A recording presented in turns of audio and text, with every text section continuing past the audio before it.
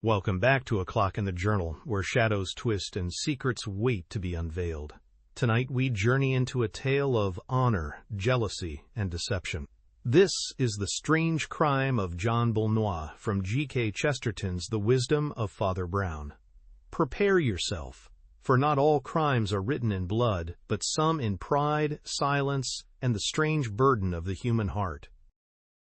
Mr. Calhoun Kidd was a very young gentleman with a very old face, a face dried up with its own eagerness, framed in blue-black hair and a black butterfly tie. He was the emissary in England of the colossal American daily called The Western Sun, also humorously described as the Rising Sunset. This was an allusion to a great journalistic declaration attributed to Mr. Kidd himself that he guessed the sun would rise in the West yet, if American citizens did a bit more hustling. Those, however, who mock American journalism from the standpoint of somewhat mellower traditions forget a certain paradox which partly redeems it. For while the journalism of the States permits a pantomimic vulgarity long past anything English, it also shows a real excitement about the most earnest mental problems, of which English papers are innocent, or rather incapable. The Sun was full of the most solemn matters treated in the most farcical way. William James figured there as well as Weary Willie, and pragmatists alternated with pugilists in the long procession of its portraits. Thus, when a very unobtrusive Oxford man named John Boulnois wrote in a very unreadable review called the Natural Philosophy Quarterly a series of articles on alleged weak points in Darwinian evolution, it fluttered no corner of the English papers. Though Boulnois' theory, which was that of a comparatively stationary universe visited occasionally by convulsions of change, had some rather fatty fashionableness at Oxford, and got so far as to be named catastrophism. But many American papers seized on the challenge as a great event, and thus, by the paradox already noted, articles of valuable intelligence and enthusiasm were presented with headlines apparently written by an illiterate maniac, headlines such as, "Darwin Chews Dirt," "Critic Boulnois Says He Jumps the Shocks," or "Keep Catastrophic," says Thinker Boulnois. And Mr. Calhoun Kidd, of the Western Sun, was bidden to take his butterfly tie and lugubrious visage down to the little house outside Oxford, where Thinker Boulnois lived in happy ignorance of such a title. That fated philosopher had consented, in a somewhat dazed manner, to receive the interviewer, and had named the hour of 9 that evening. The last of a summer sunset clung about Cumnor and the low wooded hills. The romantic Yankee was both doubtful of his road and inquisitive about his surroundings, and seeing the door of a genuine feudal old country inn, the Champion Arms, standing open, he went in to make inquiries. In the bar parlor he rang the bell, and had to wait some little time for a reply to it. The only other person present was a lean man, with close red hair and loose, horsey-looking clothes, who was drinking very bad whiskey, but smoking a very good cigar. The whiskey, of course, was the choice brand of the Champion Arms. The cigar he had probably brought with him from London. Nothing could be more different than his cynical negligence from the dapper dryness of the young American. But something in his pencil and open notebook, and perhaps in the expression of his alert blue eye, caused Kidd to guess, correctly, that he was a brother journalist. "Could you do me the favor," asked Kidd, with the courtesy of his nation, "of directing me to the Grey Cottage, where Mr. Boulnois lives, as I understand?" "It's a few yards down the road," said the red-haired man, removing his cigar. "I shall be passing it myself in a minute, but I'm going on to Pendragon Park to try and see the fun." "What is Pendragon Park?" asked Calhoun Kidd.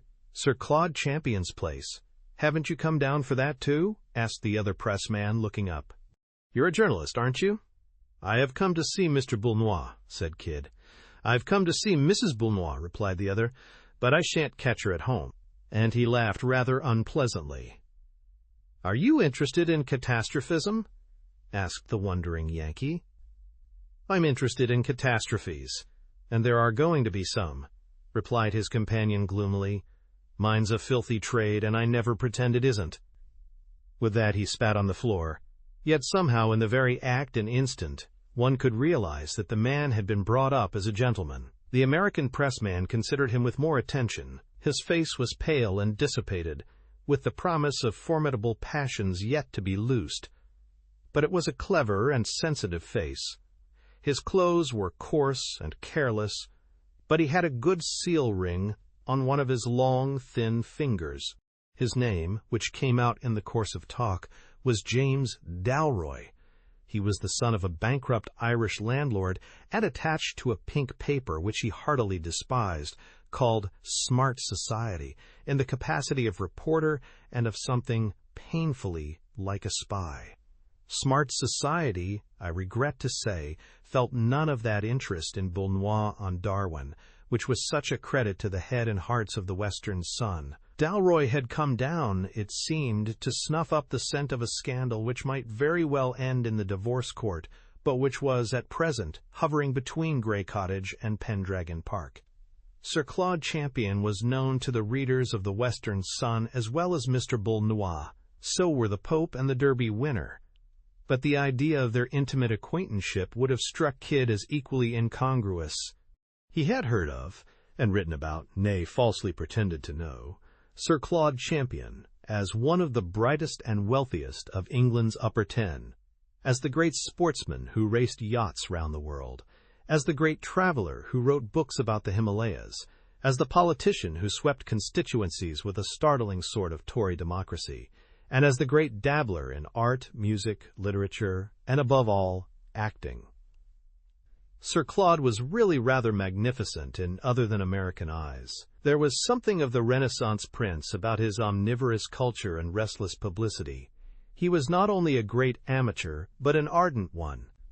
There was in him none of that antiquarian frivolity that we convey by the word dilettante, that faultless falcon profile with purple-black Italian eye, which had been snapshotted so often both for Smart Society and the Western Sun, gave everyone the impression of a man eaten by ambition as by a fire, or even a disease.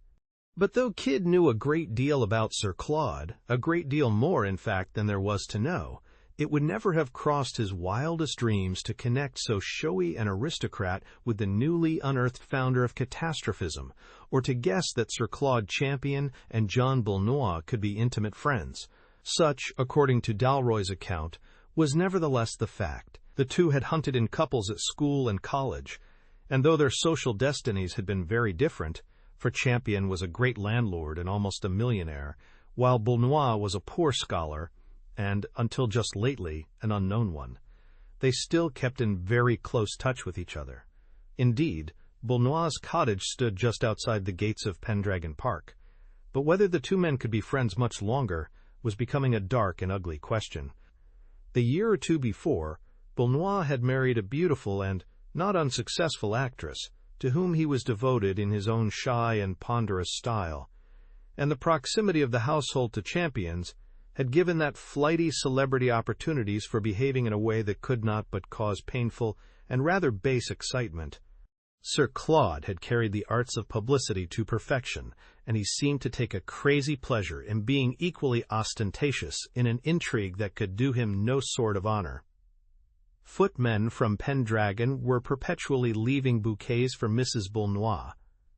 Carriages and motor cars were perpetually calling at the cottage for Mrs. Boulnois.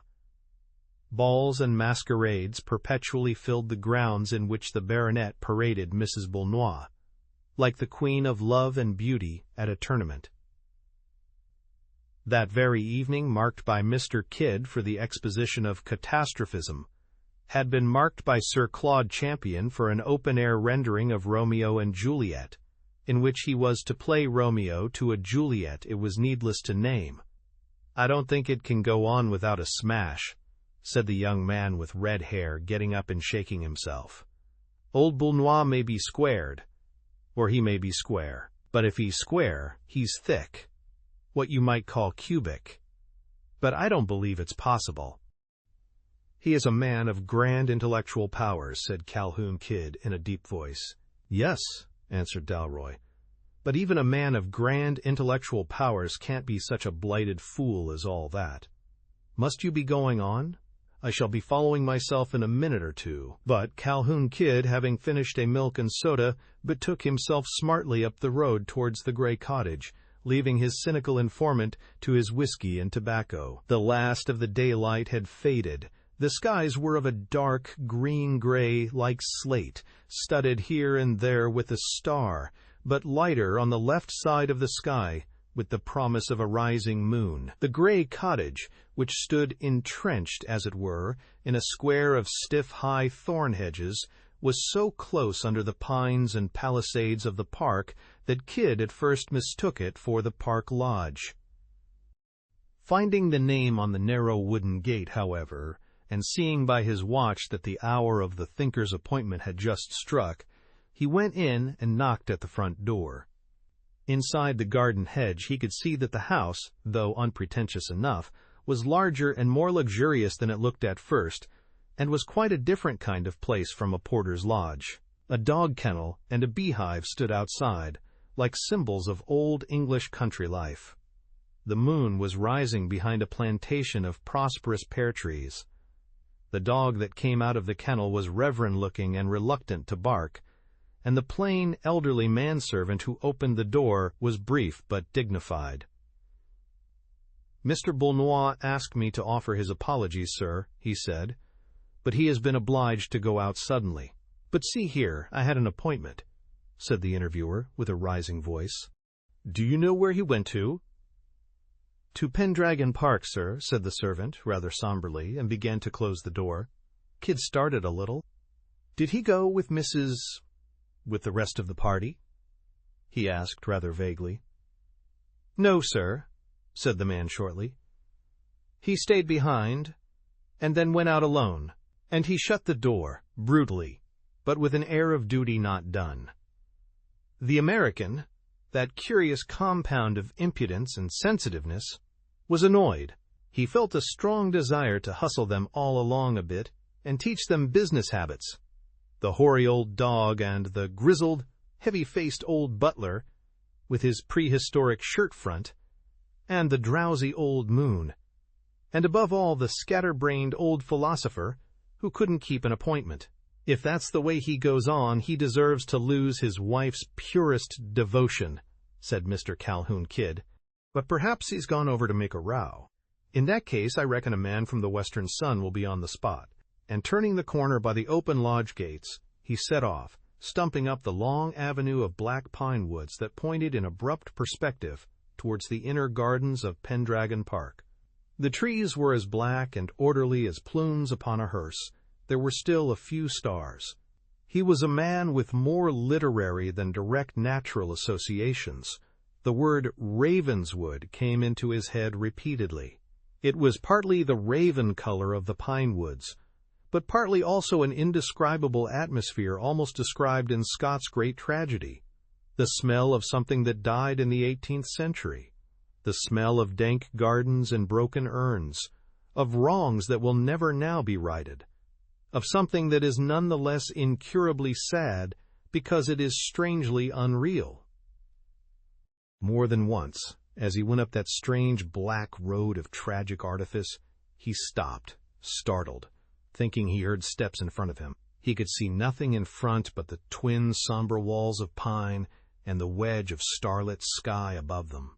At first he thought he must have fancied it or been mocked by a mere echo of his own tramp. But as he went on, he was more and more inclined to conclude, with the remains of his reason, that there really were other feet upon the road. He thought hazily of ghosts, and was surprised how swiftly he could see the image of an appropriate and local ghost, one with a face as white as Pierrot's, but patched with black. The apex of the triangle of dark blue sky was growing brighter and bluer, but he did not realize as yet that this was because he was coming nearer to the lights of the great house and garden. He only felt that the atmosphere was growing more intense. There was in the sadness more violence and secrecy. More. He hesitated for the word, and then said it with a jerk of laughter. Catastrophism. More pines, more pathways slid past him, and then he stood rooted as by a blast of magic. It is vain to say that he felt as if he had got into a dream, but this time he felt quite certain that he had got into a book. For we human beings are used to inappropriate things. We are accustomed to the clatter of the incongruous. It is a tune to which we can go to sleep. If one appropriate thing happens, it wakes us up like the pang of a perfect chord. Something happened such as would have happened in such a place in a forgotten tale. Over the black pine wood came flying and flashing in the moon a naked sword, such a slender and sparkling rapier as may have fought many an unjust duel in that ancient park. It fell on the pathway far in front of him and lay there glistening like a large needle. He ran like a hare and bent to look at it. Seen at close quarters, it had rather a showy look. The big red jewels in the hilt and guard were a little dubious, but there were other red drops upon the blade which were not dubious. He looked round wildly in the direction from which the dazzling missile had come, and saw that at this point the sable facade of fir and pine was interrupted by a smaller road at right angles, which, when he turned it, brought him in full view of the long lighted house with a lake and fountains in front of it. Nevertheless, he did not look at this, having something more interesting to look at. Above him, at the angle of the steep green bank of the terraced garden, was one of those small picturesque surprises common in the old landscape gardening, a kind of small round hill or dome of grass, like a giant molehill, ringed and crowned with 3 concentric fences of roses, and having a sundial in the highest point in the center. Kid could see the finger of the dial stand up dark against the sky like the dorsal fin of a shark, and the vain moonlight clinging to that idle clock. But he saw something else clinging to it also, for one wild moment, the figure of a man. Though he saw it there only for a moment, though it was outlandish and incredible in costume, being clad from neck to heel in tight crimson, with glints of gold, yet he knew, in one flash of moonlight, who it was. That white face flung up to heaven, clean-shaven, and so unnaturally young, like Byron with a Roman nose, those black curls already grizzled. He had seen the 1,000 public portraits of Sir Claude Champion. The wild red figure reeled an instant against the sundial. The next it had rolled down the steep bank and lay at the American's feet, faintly moving one arm. A gaudy, unnatural gold ornament on the arm suddenly reminded Kid of Romeo and Juliet. Of course, the tight crimson suit was part of the play. But there was a long red stain down the bank from which the man had rolled. That was no part of the play. He had been run through the body. Mr. Calhoun Kid shouted and shouted again. Once more he seemed to hear phantasmal footsteps and started to find another figure already near him. He knew the figure, and yet it terrified him. The dissipated youth who had called himself Dalroy had a horribly quiet way with him. If Boulnois failed to keep appointments that had been made, Dalroy had a sinister air of keeping appointments that hadn't. The moonlight discolored everything. Against Dalroy's red hair, his wan face looked not so much white as pale green. All this morbid impressionism must be Kid's excuse for having cried out, brutally and beyond all reason, "Did you do this, you devil?" James Dalroy smiled his unpleasing smile. But before he could speak, the fallen figure made another movement of the arm, waving vaguely towards the place where the sword fell.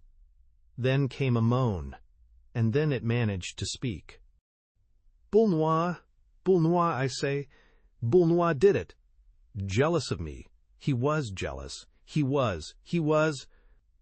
Kid bent his head down to hear more, and just managed to catch the words, "Boulnois, with my own sword.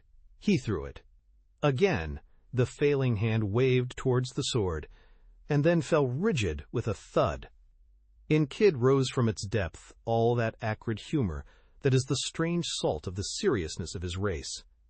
"See here," he said sharply and with command, "you must fetch a doctor. This man's dead." "And a priest, too, I suppose," said Dalroy in an undecipherable manner. "All these champions are papists." The American knelt down by the body, felt the heart, propped up the head, and used some last efforts at restoration. But before the other journalist reappeared, followed by a doctor and a priest, he was already prepared to assert they were too late. "Were you too late also?" asked the doctor, a solid, prosperous-looking man with conventional mustache and whiskers, but a lively eye, which darted over Kid dubiously. "In one sense. drawled the representative of the Sun. "I was too late to save the man, but I guess I was in time to hear something of importance. I heard the dead man denounce his assassin." "And who was the assassin?" asked the doctor, drawing his eyebrows together. "Boulnois," said Calhoun Kid, and whistled softly. The doctor stared at him gloomily with a reddening brow, but he did not contradict. Then the priest, a shorter figure in the background, said mildly, "I understood that Mr. Boulnois was not coming to Pendragon Park this evening." "There again," said the Yankee grimly. "I may be in a position to give the old country a fact or two." "Yes, sir. John Boulnois was going to stay in all this evening. He fixed up a real good appointment there with me. But John Boulnois changed his mind. John Boulnois left his home abruptly and all alone, and came over to this darned park an hour or so ago. His butler told me so.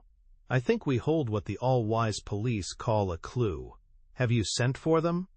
"Yes," said the doctor, "but we haven't alarmed anyone else yet." "Does Mrs. Boulnois know?" asked James Dalroy. And again Kid was conscious of an irrational desire to hit him on his curling mouth. "I have not told her," said the doctor gruffly, "but here come the police." The little priest had stepped out into the main avenue and now returned with the fallen sword, which looked ludicrously large and theatrical when attached to his dumpy figure, at once clerical and commonplace. "Just before the police come," he said apologetically, "has anyone got a light?" The Yankee journalist took an electric torch from his pocket, and the priest held it close to the middle part of the blade, which he examined with blinking care.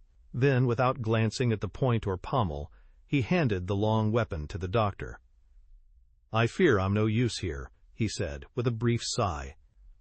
"I'll say good night to you, gentlemen." And he walked away, up the dark avenue towards the house, his hands clasped behind him, and his big head bent in cogitation. The rest of the group made increased haste towards the lodge gates, where an inspector and 2 constables could already be seen in consultation with the lodgekeeper. But the little priest only walked slower and slower in the dim cloister of pine, and at last stopped dead on the steps of the house. It was his silent way of acknowledging an equally silent approach, for there came towards him a presence that might have satisfied even Calhoun Kid's demands for a lovely and aristocratic ghost. It was a young woman in silvery satins of a Renaissance design. She had golden hair in 2 long shining ropes, and a face so startlingly pale between them that she might have been chryselephantine, made, that is, like some old Greek statues, out of ivory and gold. But her eyes were very bright, and her voice, though low, was confident. "Father Brown?" she said.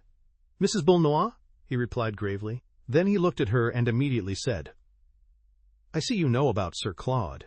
How do you know I know?" she asked steadily. He did not answer the question, but asked another. "Have you seen your husband?"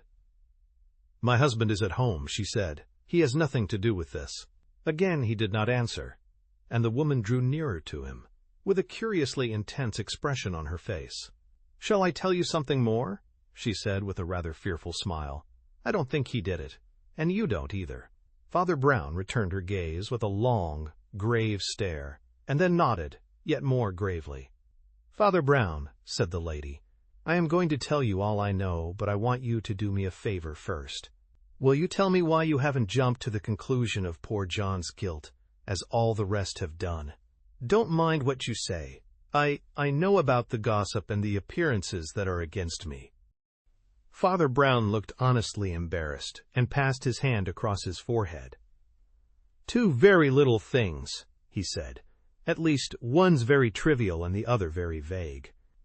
But such as they are, they don't fit in with Mr. Boulnois being the murderer." He turned his blank, round face up to the stars and continued absent-mindedly. "To take the vague idea first, I attach a good deal of importance to vague ideas. All those things that aren't evidence are what convince me. I think a moral impossibility, the biggest of all impossibilities.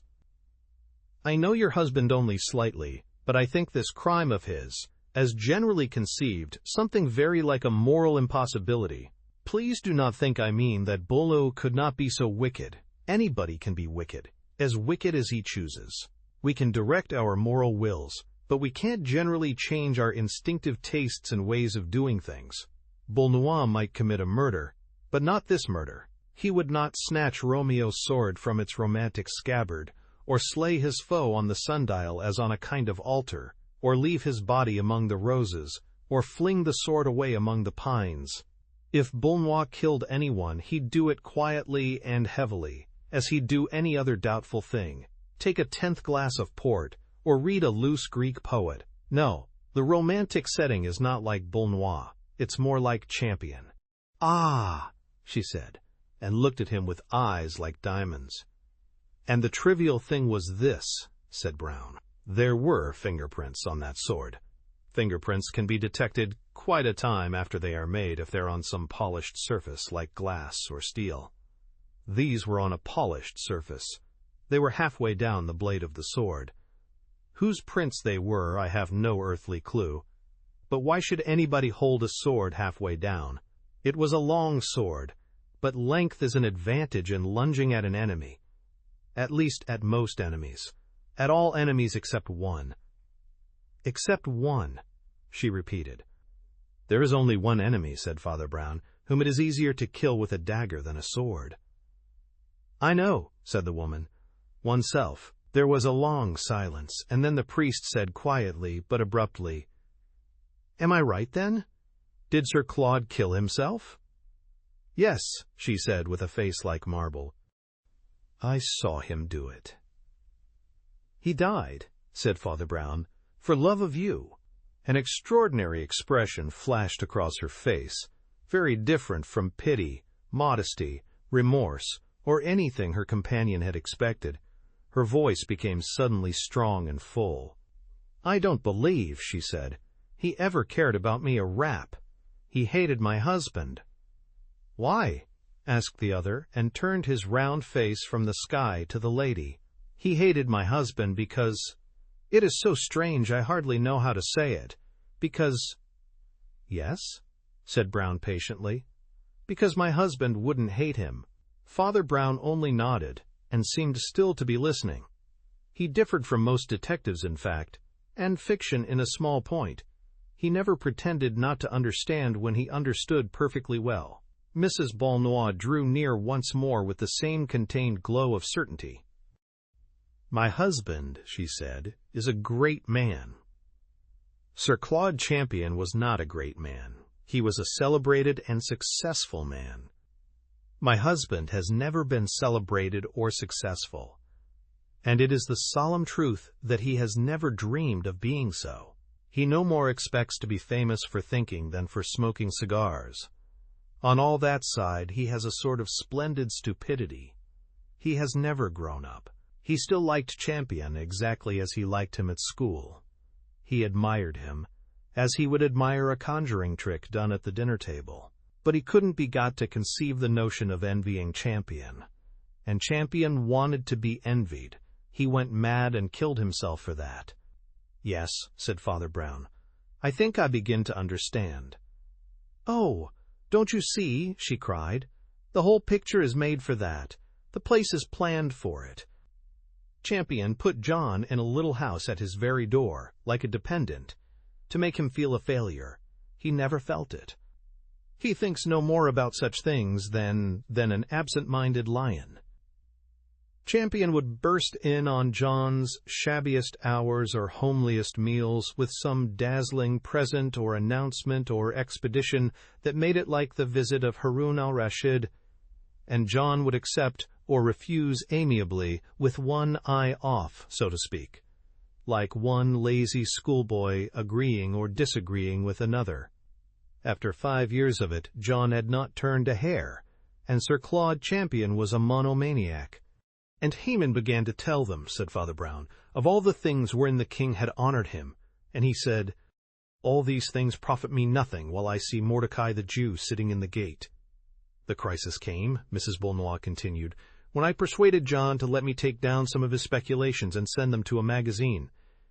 They began to attract attention, especially in America, and one paper wanted to interview him. When Champion, who was interviewed nearly every day, heard of this late little crumb of success falling to his unconscious rival, the last link snapped. that held back his devilish hatred. Then he began to lay that insane siege to my own love and honor, which has been the talk of the Shire. You will ask me why I allowed such atrocious attentions. I answer that I could not have declined them except by explaining to my husband, and there are some things the soul cannot do, as the body cannot fly. Nobody could have explained to my husband, nobody could do it now. If you said to him in so many words, "Champion is stealing your wife," he would think the joke a little vulgar, that it could be anything but a joke. That notion could find no crack in his great skull to get in by. Well, John was to come and see us act this evening, but just as we were starting, he said he wouldn't. He had got an interesting book and a cigar. I told this to Sir Claude, and it was his death blow. The monomaniac suddenly saw despair. He stabbed himself, crying out like a devil that Boulnois was slaying him. He lies there in the garden, dead of his own jealousy to produce jealousy, and John is sitting in the dining room reading a book. There was another silence, and then the little priest said, "There is only one weak point, Mrs. Boulnois, in all your very vivid account. Your husband is not sitting in the dining room reading a book. That American reporter told me he had been to your house, and your butler told him Mr. Boulnois had gone to Pendragon Park after all." Her bright eyes widened to an almost electric glare, and yet it seemed rather bewilderment than confusion or fear. "Why, what can you mean?" she cried. "All the servants were out of the house, seeing the theatricals. And we don't keep a butler, thank goodness." Father Brown started and spun half round like an absurd teetotum. "What? What?" he cried, seeming galvanized into sudden life. "Look here, I say. Can I make your husband here if I go to the house?" "Oh, the servants will be back by now," she said, wondering. "Right, right," rejoined the cleric energetically, and set off scuttling up the path towards the park gates. He turned once to say, "Better get hold of that Yankee, or Crime of John Boulnois will be all over the Republic in large letters." "You don't understand," said Mrs. Boulnois. "He wouldn't mind. I don't think he imagines that America really is a place." When Father Brown reached the house with the beehive and the drowsy dog, a small and neat maidservant showed him into the dining room, where Boulnois sat reading by a shaded lamp, exactly as his wife described him. A decanter of port and a wine-glass were at his elbow, and the instant the priest entered, he noted the long ash stand out unbroken on his cigar. "He has been here for half an hour at least," thought Father Brown. In fact, he had the air of sitting where he had sat when his dinner was cleared away. "Don't get up, Mr. Boulnois," said the priest in his pleasant prosaic way. "I shan't interrupt you a moment. I fear I break in on some of your scientific studies." "No," said Boulnois. "I was reading the Bloody Thumb." He said it with neither frown nor smile, and his visitor was conscious of a certain deep and virile indifference in the man which his wife had called greatness. He laid down a gory yellow shocker without even feeling its incongruity enough to comment on it humorously. John Boulnois was a big, slow-moving man with a massive head, partly gray and partly bald, and blunt, burly features. He was in shabby and very old-fashioned evening dress, with a narrow triangular opening of shirt front. He had assumed it that evening in his original purpose of going to see his wife act Juliet. "I won't keep you long from the Bloody Thumb or any other catastrophic affairs," said Father Brown, smiling. "I only came to ask you about the crime you committed this evening." Boulnois looked at him steadily, but a red bar began to show across his broad brow, and he seemed like one discovering embarrassment for the first time. "I know it was a strange crime," assented Brown in a low voice. "Stranger than murder, perhaps. To you. The little sins are sometimes harder to confess than the big ones, but that's why it's so important to confess them. Your crime is committed by every fashionable hostess 6 times a week, and yet you find it sticks to your tongue like a nameless atrocity. It makes one feel," said the philosopher slowly, "such a damned fool." "I know," assented the other, "but one often has to choose between feeling a damned fool and being one." "I can't analyze myself well," went on Boulnois, "but sitting in that chair with that story, I was as happy as a schoolboy on a half-holiday. It was security, eternity. I can't convey it. The cigars were within reach. The matches were within reach. The thumb had 4 more appearances to... It was not only a peace, but a plenitude. Then that bell rang, and I thought for one long, mortal minute that I couldn't get out of that chair.